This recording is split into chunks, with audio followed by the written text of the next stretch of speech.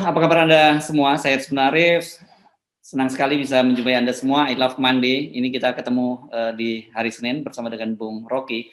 Seperti biasa kami tetap ingin berbagi semangat dengan Anda, berbagi akal sehat dalam situasi saat ini untuk meningkatkan imunitas tubuh kita. Karena saya tahu banyak di antara Anda semua, termasuk kami berdua juga ada orang-orang sekitar kita, sahabat, keluarga juga yang terkena COVID, bahkan ada yang meninggal dunia. Itu ya, Bung Rocky.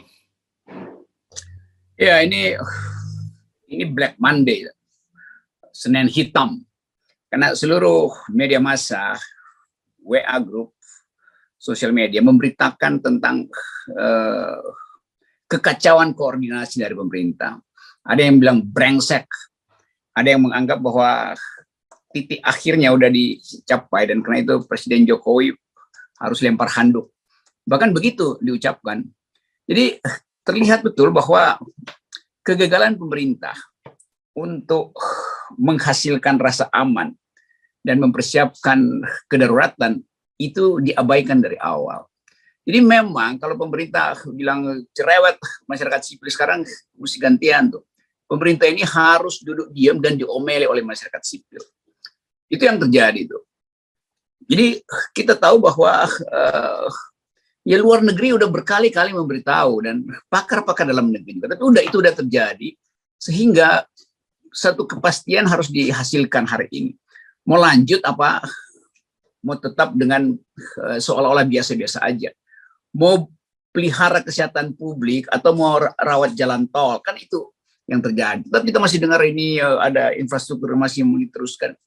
Jadi poin saya adalah kuping pemerintah itu kalau tetap maskernya dipasang di kuping, dia nggak bisa dengar protes rakyat. Nah, hari ini baru mulai terbuka satu-satu bahwa memang pemerintah tidak melakukan persiapan apa-apa tuh. Dan kalangan epidemiologis yang paling marah lebih awal, karena mereka yang paham tentang keadaan. Jadi mungkin diperlukan satu different beginning gitu, satu awal yang benar-benar baru tuh. Dengan memindahkan misalnya koordinasi pada Menteri Kesehatan, jangan lagi para politisi yang merangkap menteri itu ngatur-ngatur kebijakan publik sehingga mesti ada tukar tambah antara ekonomi dan kesehatan. Jadi ini keadaan yang ya sebetulnya darurat. Nah, dalam kedaruratan seluruh fasilitas darurat harus dikeluarkan, termasuk dana darurat, termasuk otak darurat itu, macam-macam gitu. Jadi keadaan inilah yang bisa mempersatukan kita masyarakat sipil untuk belajar sabar, dan kita bisa hajar pemerintah tiap hari, tapi itu kan berakhir konyol juga. Jadi mulailah mempersiapkan diri dengan disiplin betul-betul. Soal masker itu betul-betul hal yang fundamental. Jaga jarak itu betul-betul fundamental. Itu yang hanya bisa kita himbau dari forum FNN. Oke, kita membaca data-data ini memang mulai mengerikan ya, dan tanda-tanda bahwa fasilitas kesehatan kita kolaps itu kan sudah terjadi. Di Sarjito misalnya dalam satu hari ada 63 orang pasien COVID yang meninggal dunia, dan katanya itu karena ketiadaan oksigen. Tapi walaupun kemudian diakui bahwa dibantah, maksudnya hanya 33 orang yang terlambat oksigennya dan kemudian meninggal, itu tetap saja itu bencana. Satu nyawa pun itu buat kita itu kan bencana, apalagi bagi keluarga mereka. Tapi ada 63 orang wafat dalam satu hari, itu bencana. Di Jakarta misalnya kemarin disebutkan ada angka baru, rekor baru, 10.000 orang lebih yang terpapar COVID, dan itu pun katanya dari hasil tes PCR 24.000 orang, artinya hampir sekitar 41%. Nah, yang tidak mengikuti, yang tidak menjalani tes itu pasti jauh lebih besar kan. Itu kita bisa membayangkan seperti apa kalau kemudian mereka semua masuk ke dalam sistem kesehatan kita. Jadi memang sistem kesehatan kita udah ambruk. Itu kita mesti mulai dari situ tuh. Nggak usah lagi pemerintah bilang ya ini masih belum, masih bisa tertolong. Itu justru bikin mental breakdown bagi para pekerja medis tuh. Sebut aja memang udah ambruk sehingga betul-betul ada upaya luar biasa. Kalau masih diputer-puter ya cuma 33, enggak, rumah sakit masih ada beberapa, memang terlambat aja tuh. Itu menghina, memojokkan kalangan medis yang udah bekerja 38 jam sehari bahkan. Jadi terlihat bahwa pemerintah ngeyel terus. Ini soalnya kan, padahal yang diperlukan adalah kejujuran, pengakuan. Dan seluruh tenaga medis kita baca publikasi internasional bahwa Indonesia itu numbersnya itu 5-10 kali sebetulnya dari keadaan yang sebenarnya yang dilaporkan pemerintah. Jadi ketenangan publik nggak bisa lagi disembunyikan dengan seolah-olah kami under control. Pemerintah bekerja, negara hadir di pemakaman, itu yang terjadi tuh. Negara hadir di tempat-tempat orang mengalami ya tadi betul tuh keluarga yang melihat jenazah anggota keluarganya itu dia nggak hitung 33 kayak 63 kayak dia nggak hitung. Dia lihat itu adalah kegagalan negara untuk menyiapkan oksigen. Itu hal yang fatal itu.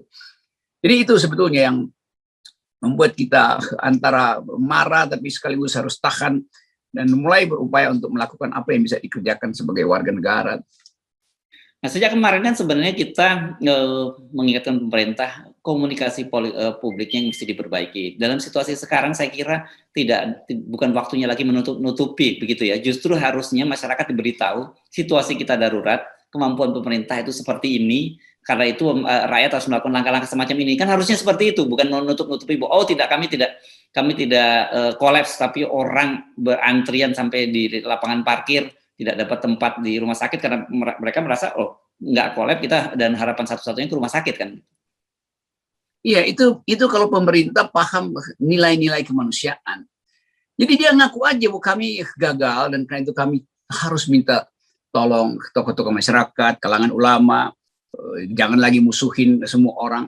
Dan yang terutama itu tangkap dulu nih buzzer-buzzer ini, masukin di satu ruangan terus dikasih kacang supaya mereka nggak ngoceh-ngoceh, ngompor-ngomporin itu. Kan ini soal yang sederhana. Yang kedua, udah berkali-kali lewat forum FNN, kita usulkan supaya lakukan tindakan drastis. Ubah industri-industri itu jadi industri kesehatan. Kan itu dengan mudah dilakukan dalam 1-2 minggu kan. Mengubah pabrik semen jadi jadi pabrik ranjang, bikin tabung oksigen itu di BUMN Krakatau Steel segala macam itu kan. Itu kan mudah sekali dilakukan karena itu prinsipnya tuh. Jadi ubah seluruh fasilitas yang ada supaya kedaruratan ini terlihat dan rakyat paham. Oh ya, itu pabriknya jalan tapi bukan produksi semen, dia lagi produksi tabung oksigen. Kan semua pabrik di Indonesia itu kalau dalam keadaan darurat, itu prinsip di luar negeri juga begitu. Dalam keadaan darurat, semua industri bisa dialihkan dengan cepat atas perintah kekuasaan. Tapi itu nanti tukar tambah lagi nih, ini apa yang mesti ditukar tambahkan kalau pabriknya ditutup dan dialihkan. Jadi soal-soal beginian ini hal yang sebetulnya ada di manual book, tapi pemerintah kan nggak pernah baca manual book kedaruratan kan. Mau sombong aja tuh. Oke, ya memang ini tadi ada menyinggung soal buzzer dan sebagainya. Saya membaca misalnya bagaimana Ustadz Abdul Somad dibully karena mempersoalkan kenapa rumah sakit ditutup sementara mal-mal kenapa masjid tempat ibadah ditutup tapi mal-mal dibuka. Tapi sebenarnya kalau kita baca lebih detail atau kita ikuti pernyataan Ustadz Abdul Somad lebih detail itu konteksnya tidak seperti itu dan kita jadi memahami karena sebenarnya apa? Karena kok pemerintah tetap saja, misalnya tadi Anda nyebut proyek infrastruktur tetap jalan, gitu, tapi tempat-tempat lain ditutup. Ini kan yang jadi persoalan konsistensi. Jadi kalau ada pengecualian yang terjadi, ya mereka kemudian menuntut hal yang sama, gitu. Walaupun kita dalam hal ini kita tidak sepakat, misalnya ada orang mempertanyakan, kenapa mal buka, masjid dan tempat ibadah ditutup? Ya kalau namanya penularan COVID di mana aja sama aja gitu. Biarin aja orang yang ke mall tetap ngotot ke mall kena COVID. Kita yang beribadah jangan sampai kena COVID kan mestinya begitu, Bung Rocky. Ya itu yang namanya local wisdom. Kalau ada 2 ustadz yang betul-betul berpengaruh, tentu ustadz itu bisa atur sendiri itu masjid lokalnya tuh. Asal si ustadz atau si panitia masjid ini mengerti bahwa mereka sedang membantu rakyat. Itu yang mesti didekati oleh pemerintah. Bukan ngerain buzzer buat jelek-jelekin Abdul Somad, Ustadz Abdul Somad. Kan dia memang hanya bikin perbandingan sebagai protes terhadap inkonsistensi itu. Nah soal-soal beginian sebetulnya yang pemerintah itu nggak ngerti bagaimana cara menghidupkan solidaritas. Itu. Malah musuhin Ustadz, musuhin pemuka agama ini Ini sinting negeri ini. Karena itu kita udah masuk sebetulnya seperti protes di Brasil kemarin. Orang turun aja ke jalan buat demo. Karena bagi mereka lebih baik, lebih jahat sebetulnya pemerintah yang mempermainkan kebijakan COVID ketimbang si COVID-nya sendiri itu. Dan Indonesia juga sebetulnya dari awal udah begitu, bermain-main dengan kebijakan. Nggak mau rugi pemerintah, nggak mau anggarannya dipakai buat kesehatan, masih ngirit-ngirit. Ini pemerintah yang kikir itu. Ya, nah kan padahal dalam situasi semacam ini memang kita sadari ketika melihat pemerintah nggak bisa diharapkan, itu kan ada semacam apa ya, ketenangan ketika publik lari kepada kekuasaan yang lebih tinggi, yakni Tuhan gitu ya. Dan itu tempat-tempat ibadah itu jadi penting di situ selama memang itu bisa diatur dengan tegas. Tapi persoalannya kan pengecualian ini membuat kita jadi ya nggak bisa menegakkan aturan, Bung Rocky. Betul, jadi spiritualitas orang memang mencari rasa aman ya. Rasa aman itu naikin imunitas. Ya udah, jangan dipakai standar seolah-olah ke masjid itu nanti sarang kerumunan segala macam. Tapi kita mesti pahami bahwa masyarakat kita memang hidup secara komunal, dan dengan kedamaian di komunal itu dimudahkan pemerintah untuk sosialisasi tuh. Jadi kalau kalangan agama itu dijelek-jelekan, ya bagaimana mau merangkul tokoh-tokoh di situ tuh? Ini persuasi yang nggak jalan, yang ada adalah arogansi itu. Nah, semakin terlihat bahwa kekuasaan itu memang ini memang udah chaos. Jadi chaos itu yang ngaku. Jangan udah bojok masih ada di atas ring tinju gitu. Nah, lempar handuk aja kan. Kan nggak ada orang yang akan menyalahkan pemerintah yang secara jujur mengatakan kami minta dibantu itu. Apalagi sekarang ada desakan internasional, udah bilang aja nggak mampu, minta bantuan negara tetangga tuh. Dia takut malu itu. Padahal di depan publik, di depan UGD itu calon jenazah sebetulnya juga lagi antri di situ. Terpaksa kita sebut calon jenazah karena potensial juga untuk kehilangan kesempatan hidup hanya karena pemerintah baru tadi mungkin pemerintah menganggap oke, kita produksi oksigen, beberapa industri tolong produksi. Buset, ini hal yang betul-betul nafas itu baru mau diproduksi sekarang. Dari 2 minggu lalu orang udah teriak-teriak tuh, lakukan persiapan. Ini nggak pernah belajar SAR nih pemerintah ini. Ya. Dan jadinya kita memahami kalau kemudian orang kesal dan buka-bukaan. Salah satunya kan misalnya epidemiolog Pandu Riono, dia protes, dia mesti dengan tegas menyatakan bahwa sebenarnya Gubernur DKI Jakarta Anies Baswedan itu sejak Mei sudah ingin melakukan langkah darurat, gitu, tapi tidak dibolehkan oleh pemerintah. Dan kemudian kemarin seolah Pak Luhut tanpa bersalah menyatakan bahwa kami tidak menduga bahwa setelah Juni akan ada ledakan semacam ini. Ini kita jadi heran juga bagi basis datanya apa kalau tidak menduga. Masa data Anies Baswedan lebih kuat daripada data istana? Kan ini ngaco kan? Jadi tetap yang diusulkan Anies itu dianggap berbahaya karena soal tukar tambah popularitas kan? Ini konyolnya istana begitu. Dia masih lihat background politik dalam berkomunikasi dengan publik, apalagi dengan Jakarta. Ini terus menerus dalam 2 tahun ini tuh Anies itu seolah dianggap sebagai pesaing. Nah sekarang faktanya Jakarta itu harus dikelola secara darurat oleh gubernur yang dari awal sudah bikin prediksi. Nah karena itu saya usul aja Anies Baswedan diangkat aja sebagai presiden di era COVID. Kan lebih gampang itu. Supaya sekalian diperlihatkan bahwa kepemimpinan itu yang diuji. Di dalam era darurat yang diuji adalah leadernya siapa itu. Nah Presiden Jokowi bukan lagi leader di era darurat karena dia udah gagal. Jadi kegagalan itu mesti diucapkan. Gak usah malu-malu. Nggak usah lagi pakai lip service bahwa kami masih bisa tangani, nanti juga ekonomi 2 bulan lagi Agustus puncak dari COVID selesai, ekonomi tumbuh. Jadi tetap di otaknya itu menumbuhkan ekonomi, bukan menumbuhkan harapan pada rakyat untuk pulih dari pandemi ini.